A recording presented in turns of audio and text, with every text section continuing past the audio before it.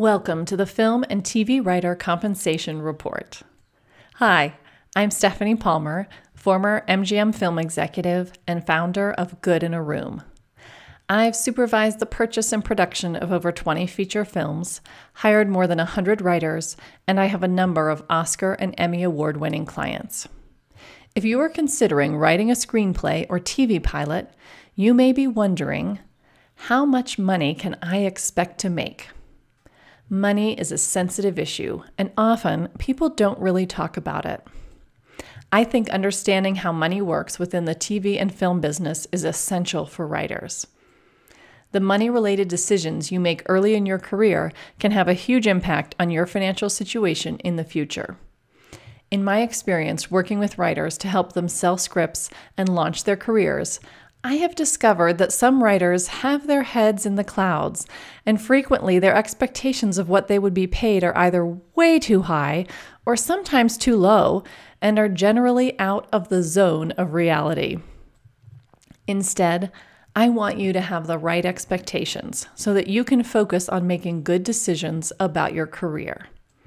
Specifically, my goals for this video training are to help you have useful expectations so you can make effective creative choices about how to invest your time and energy, to help you sound like a professional and not a rookie when discussing compensation. Sometimes even more advanced writers can seem like rookies if they do not understand the different ways in which screenwriters are compensated. To help you have a greater understanding of how writers are paid in Hollywood so you can feel comfortable talking about money and negotiate your compensation effectively. Here's what we're going to cover in this video training. Key terms, film deals, TV deals, ways to make more money. Let's start at the beginning by defining some key terms. We'll start with the simplest terms and move to the more complex ones pretty quickly. I just want to make sure we're all on the same page. Compensation. There are 4 primary ways in which screenwriters are compensated. Upfront payments, such as script sales and rewrite assignments, where you get a lump sum. Salaries, such as staff positions on a TV show. Bonuses, such as a production bonus when the movie is made, or a box office bonus. Residuals, such as a cable replay of your produced film, streaming, download, or other reuse of your material. Screenwriter. The screenwriter is the person who writes material for the screen. The screen can be the small screen, like television, or the big screen, such as independent or studio film. Also in Hollywood, the words screenwriter and writer are relatively interchangeable. Screenplay. Now, as you may know, a screenplay, also known as a script, is a document that is a blueprint for a movie or TV show. A common misperception about a screenplay is that you sell it the same way you'd sell a car or a house. After the person pays you, it's theirs and you're done. Instead, it's more like being an architect. Think of it more like an architect selling the blueprints for a house. You can buy the blueprints, but the relationship and your ability to work with the architect is important because a blueprint is not the same as the completed house. There will likely be changes and adjustments, decisions where someone changes their mind or wants an adjustment along the way. Same thing with screenplays. Screenplays get changed throughout the production process, often several times, and each time a new version of the screenplay is printed on a new colored paper. That's why the monetary value of a screenplay isn't based solely on the screenplay. It's also based on your ability to adjust the screenplay in collaboration with the producer, director, and stars. Spec. Spec is short for speculation and refers to when the screenwriter creates something for which they are not paid upfront. Specs are written with the intention of making a sale or being used as a writing sample to get paid assignments. An option is when someone pays you for the exclusive rights to your script for a period of time, typically so that they can develop the project, attach elements like stars and a director, and shop the project around to investors. Residuals are compensation paid for the reuse of a credited writer's work. For example, if you are hired to write an episode of a TV show, you get paid for the episode and you get paid residuals for when the episode reruns in syndication. If you sell a feature film screenplay, you get paid for the script and you get paid residuals when your movie is released in other ways, such as on DVD. The word against is used to describe a screenplay's value before and after it is produced. For example, when a deal is 3 against 5, you would get paid $300,000 for the script, and if the movie is made, you get paid an additional bonus of $200,000 for a total of $500,000. $300,000 if the movie doesn't get made, but if the movie gets made, you make a total of $500,000. A writer's quote is the fee that the writer was paid most recently. For example, a writer's quote could be $200,000, meaning that they were paid $200,000 for their last rewrite job, so if you wanted to hire them for a rewrite job, you would expect to pay $200,000 or more. Credit refers to who deserves recognition and compensation. Writer's credit is a very complex and important issue. For purposes in this video, types of credit include written by, which is when you came up with a story and wrote the script. Story by, you wrote the script, it was purchased, then someone else or perhaps multiple someones wrote the screenplay that was produced. Screenplay by, someone else wrote a script that had the story, but you wrote the screenplay that was used to make the movie. Commission refers to how much your representatives make from the sale of your work or fees you're paid from jobs you get. For example, as you may know, the standard commission percentages are that your agent gets 10%, your manager typically gets 15%, though some are matching agents and charging 10%, and your lawyer gets 5%. The WGA, which stands for the Writers Guild of America, is a labor union. This union represents TV, film, digital media, and radio writers. The WGA negotiates the minimum fees studios, networks, production companies, and other organizations must pay you if you are a WGA member. The WGA also assigns writing credit when there is a dispute. Now, let's talk about the specifics of film deals. As you would expect, the big money typically goes to established professionals. The highest price paid for a spec script is currently $5 million, paid to Terry Rossio and Bill Marsili for Deja Vu. There have been many more spec sales between $1 and $5 million. For example, Shane Black made $4 million for The Long Kiss Goodnight. Max Landis recently sold his spec script Bright for more than $3 million, and the script has David Ayer attached to direct and Will Smith attached to star. The thing to understand is that typically these high prices are only paid to the top-tier writers who have successful prior movie credits. However, there are exceptions to this rule. Evan Doherty's second script, Snow White and the Huntsman, sold for $1.5 against $3 million. Bobby Florsheim and Josh Stolberg sold their first script that became Bruce Almighty for $1.5 against $2.5. Aaron Berg sold Section 6 to Universal for $1.2 against $2 million. Before they were well known for anything, Matt Damon and Ben Affleck sold their first script, Good Will Hunting, for $675 against $775. When you sell your first project, your deal is likely to be made for the WGA mandated minimum. For feature screenplay sales, the WGA minimum varies based on the budget of the film. If the film's budget is less than $5 million, the minimum payment must be $47,862. If the film's budget is more than $5 million, you are likely to make $97,978 or thereabouts. There are smaller production companies and independent film companies that are not WGA signatories and only hire writers who are not members of the WGA. And these payments vary, but will be lower than the union payments. Now, just to be clear, there are a ton of variables that govern the numbers I'm about to describe. What I want you to see is how the numbers work in broad strokes. Even then, there is some complexity to how this works, but I'm going to keep it as simple as possible. Let's give you a specific example and some good news. Congratulations, you wrote a great script and got a full slate of representatives, agent, manager, and lawyer. Then, boom, your reps sell your script to a studio. In this example, your script sells for $125,000 with a $75,000 bonus for receiving sole script credit for a total of $200,000. You also get a production bonus of $200,000 for a total of $400,000. Let's dig into the writing services portion of the deal. Here's how the writing services payments to you will be divided up. In the first step, the first draft commencement, $36,000. Then when you deliver that first draft, you receive another $36,000. The second step is a rewrite.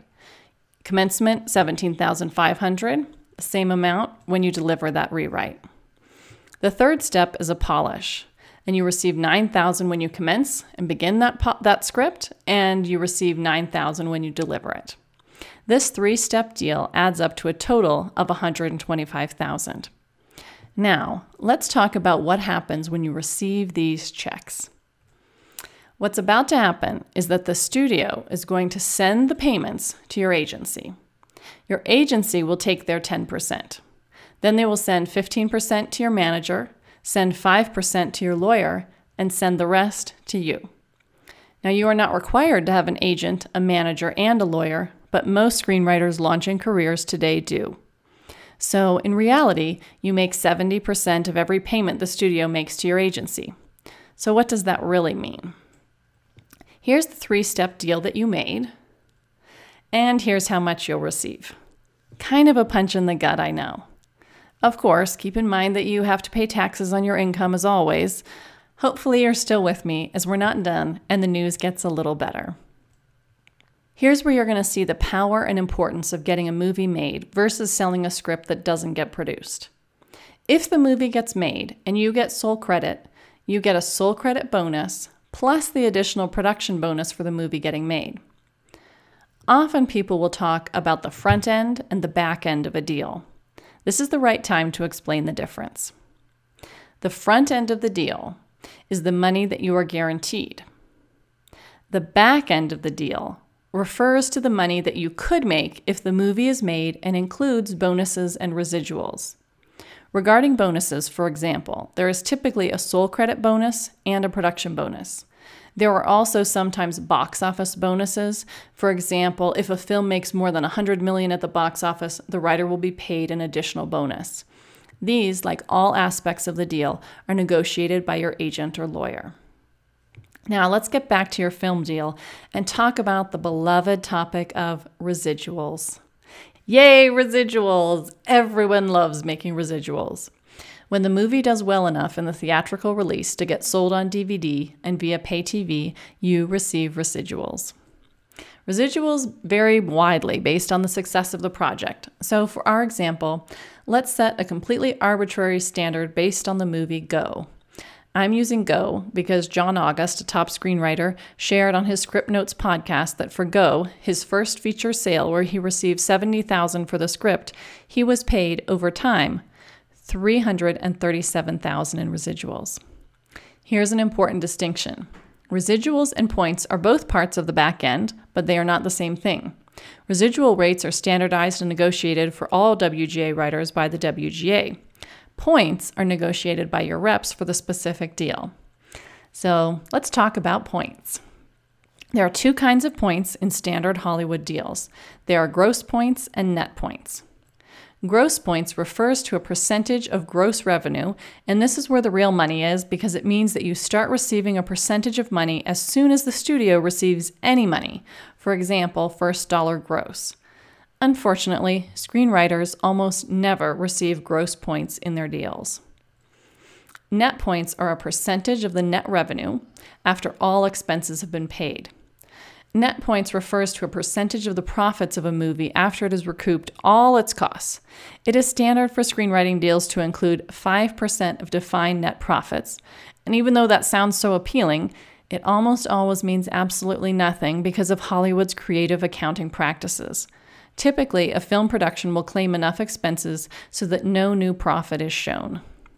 For example, in this old article, the movie Harry Potter and the Order of the Phoenix had grossed $938 million, but was still showing that it was over $167 million in the red. This is why sometimes net points are referred to as monkey points. My recommendation when negotiating is to focus on the front-end money as much as you can. The odds are that may be the only money you receive for the project. Now, my one caveat that I have seen is that independent films offer points to screenwriters when they are paying very little money up front. In rare instances, when the movie is made and does well, this can generate significant revenue. So for my made-up movie example, here's your total. $617,000.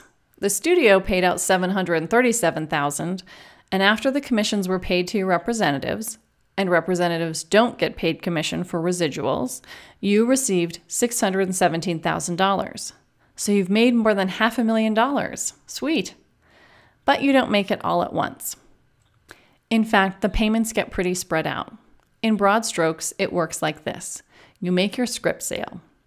Let's say it takes 6 months to commence and deliver the first draft, rewrite, and polish. So within 6 months of the date of the sale, you get paid a total of $87,500. Then it takes 3 years for the movie to get made. Once that happens, you get paid the total bonuses of $192,500.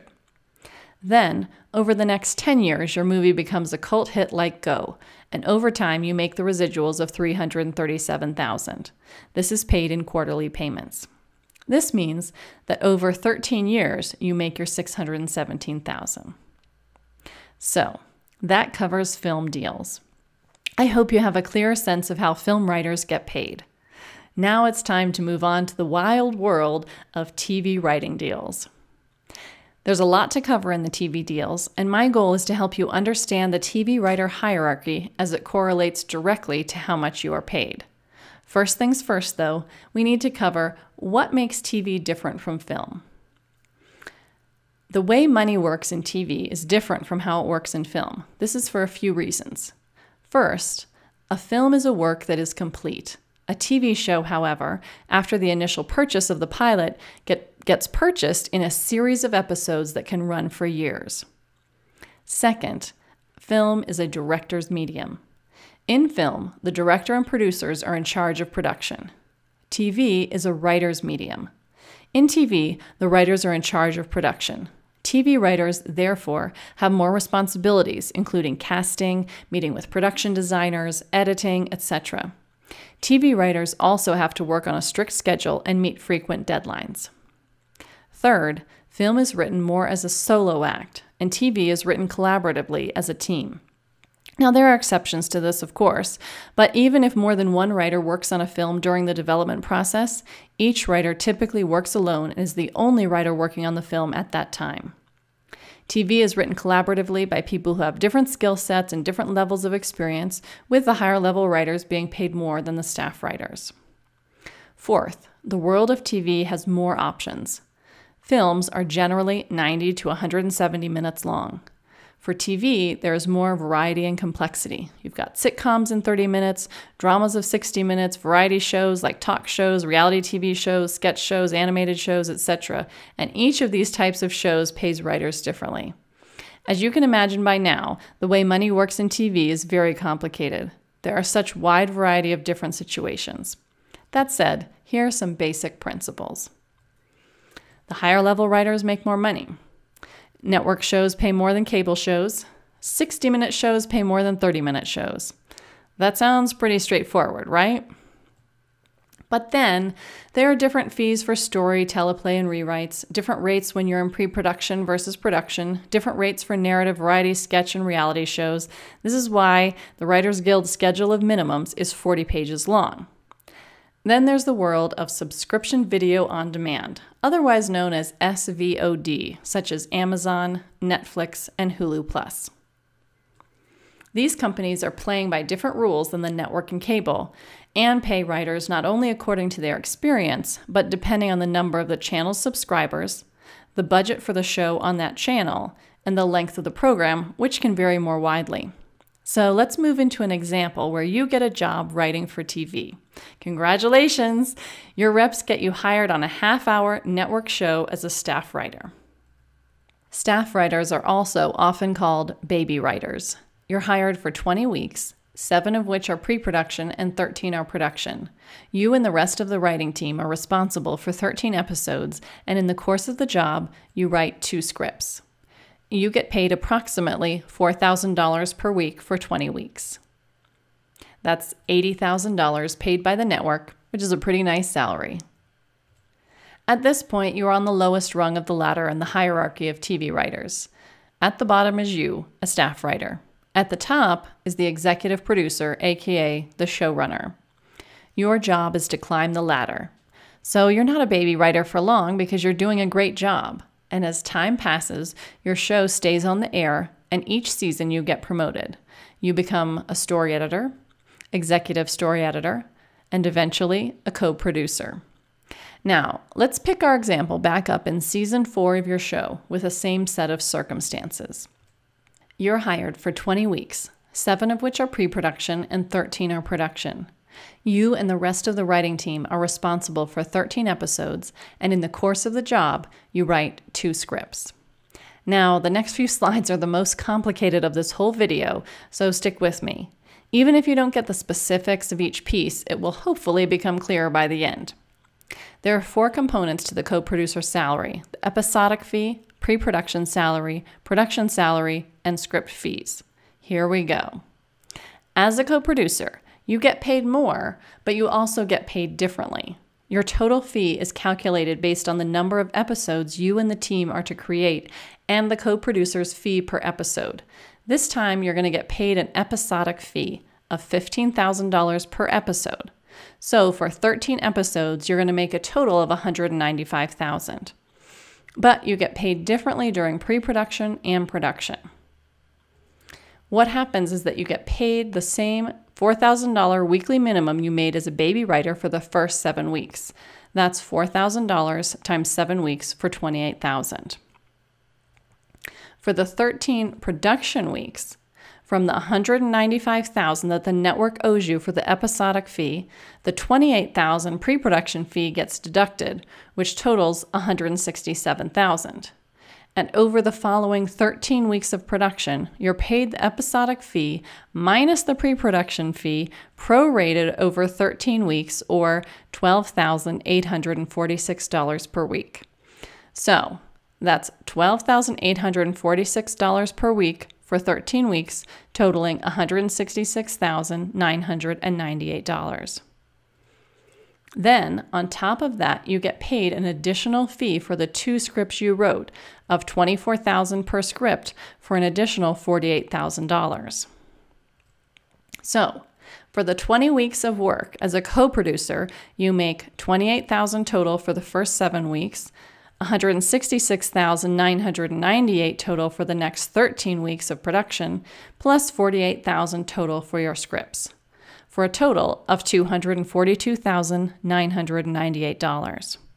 Just to remind you, starting out as a staff writer for the season, you made $80,000.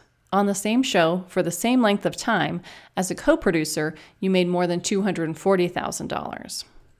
Of course, just like film writers, your representatives must be paid commission. Once you have paid their commissions, if you have all 3 reps, you take home 70% and receive checks totaling $170,098 for 20 weeks of work as a co-producer. Not too shabby. But what about residuals? TV residuals vary widely. They depend on the type of project, the budget of the project, the length of the program, contract period where you were employed, the writing credit you receive, the markets where the show is being exhibited, and the length of time of the exhibition. So with all these factors, it's hard to give you an average case scenario. But let's go back to the example where you're a co-producer on a network TV half-hour sitcom, and let's say that over the next 2 years, your 2 episodes get rerun in some way on network TV and are available for streaming and download via SVOD and iTunes. You might make, for the network, $16,000, streaming $1,600, and a download $1,500, for a total of an additional $19,100. Of course, with a hit show, residuals can be much, much more, and the payments you receive will increase as you climb the TV writer hierarchy. As you can imagine, when you work your way up the ladder, you're deemed more valuable and you have more leverage. When you reach the top, you're a showrunner. Showrunning is one of the most lucrative and powerful positions in the world of screenwriting, and it's not easy to become one of these people. Kind of like being an NFL quarterback. Deals vary, but some of the top deals are Seth MacFarlane, creator of Family Guy, had a $100 million deal. Shonda Rhimes, creator of Grey's Anatomy and Scandal, currently has an 8-figure deal with a 4-year extension with ABC. J.J. Abrams, creator of Alias and Fringe, had a $60 million 5-year TV and film deal. Steve Levitan, creator of Modern Family, reportedly makes more than $2.4 million per month. Vince Gilligan, creator of Breaking Bad, also has an 8-figure multi-year deal. Matt Weiner, creator of Mad Men, gets $30 million per year. To give you a sense of why showrunners are paid so much more, you need to understand that they are not simply the very best writers, and they are. They are also wearing a number of different hats and have extensive management responsibilities. The Writers Guild of Canada created these guidelines to describe the different responsibilities a showrunner must fulfill. You can find the complete WGC showrunner code online, but this is an overview. TV shows are expensive to make, with the average half-hour TV comedy pilot running at $2 million, and the average hour-long drama costs $5.5 million. So the writers are in charge of massive budgets, and there is a ton of pressure to deliver on that giant investment. Ultimately, the biggest compensation packages in TV go to showrunners, and now you know why. To make more money with your film and TV writing career, you need to be able to capitalize on heat. Heat refers to when, for a limited period of time, you are seen as an especially hot commodity, and you have the opportunity to sell your other projects for more or get paid more per episode than you might otherwise. The question is, what does it take to get hot? Let's talk about TV first. In TV, you're hot if you've proven yourself to be a capable writer, if you've been promoted up the TV writer hierarchy a couple of times, if the showrunner for your show sees you as being irreplaceable, or if you're on a hit show. At that point, you have leverage, and the show will pay more to make sure another show doesn't poach you, and other shows will pay more to try and poach you. In film, once you make a sale, you're hot. But how do you capitalize on this heat? First, you need multiple other projects that are ready to be sold. Second, these projects should be in the same genre as the first project. This is important because all the people your agent has been contacting, all the people you've been meeting, are interested in producing content that is in a particular genre. When you make a sale in that genre, it's easier to make additional sales of projects in that same genre within the same network of decision makers. Third, you can capitalize on heat by receiving lucrative rewrite assignments, and this is connected to the notion of having multiple projects in the same genre. The writers who get the rewrite gigs are the genre experts. So as an example, if you just sold a romantic comedy, and if your other projects are rom-coms, you're much more eligible to get rom-com rewrite assignments. As my final point, let's talk about how your quote goes up when you have heat and can make multiple sales. For example, if you had 3 sellable scripts in the same genre, your first script might sell for the minimum about $100,000. The second could sell for double your quote or more. I'll pick $250,000. And the third, by virtue of the heat you're generating, could interest multiple buyers and create a bidding war. And we know what happens then. Thanks so much for watching this video, and I wish you lots of writing success.